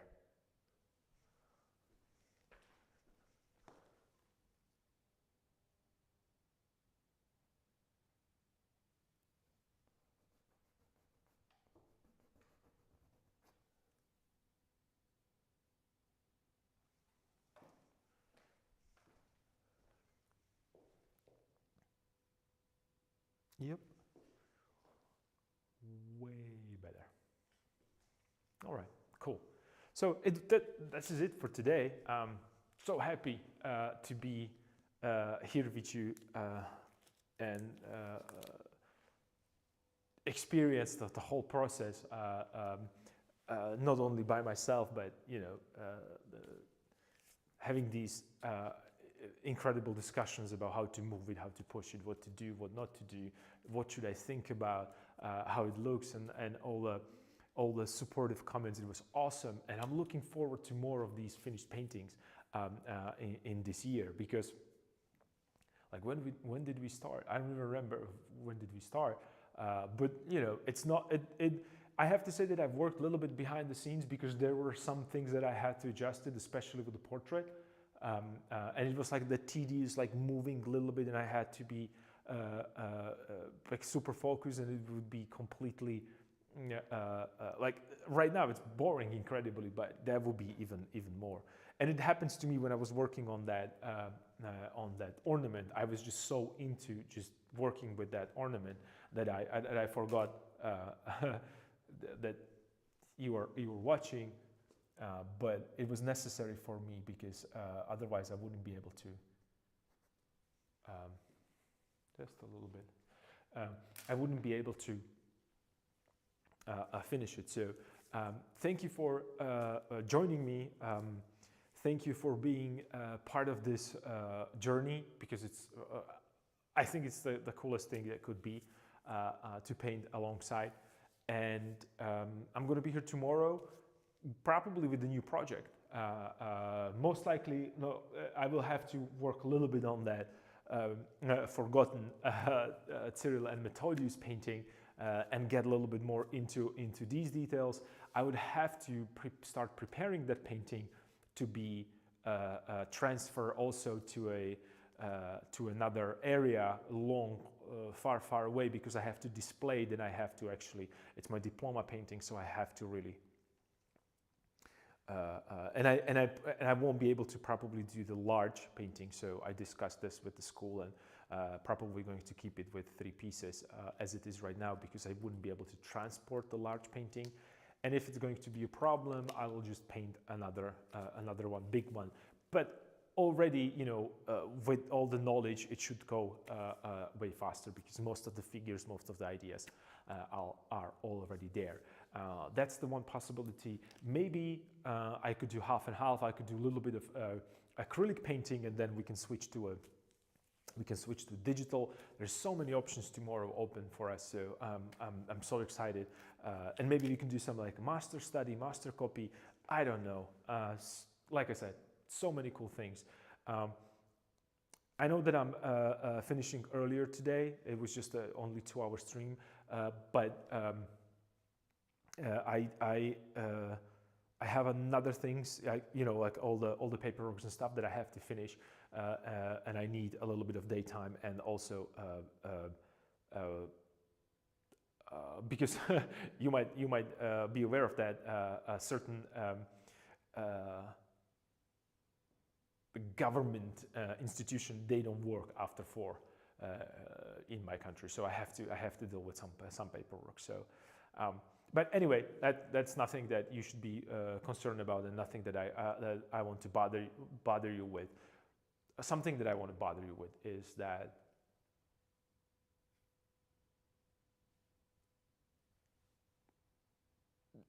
enjoy painting. That's what I want to bother you with. Enjoy painting. I'm very happy, and I'm smiling, and I'm excited to see what kind of painting we're going to do together tomorrow. So be safe. Stay cool, and I'll see you tomorrow. Bye.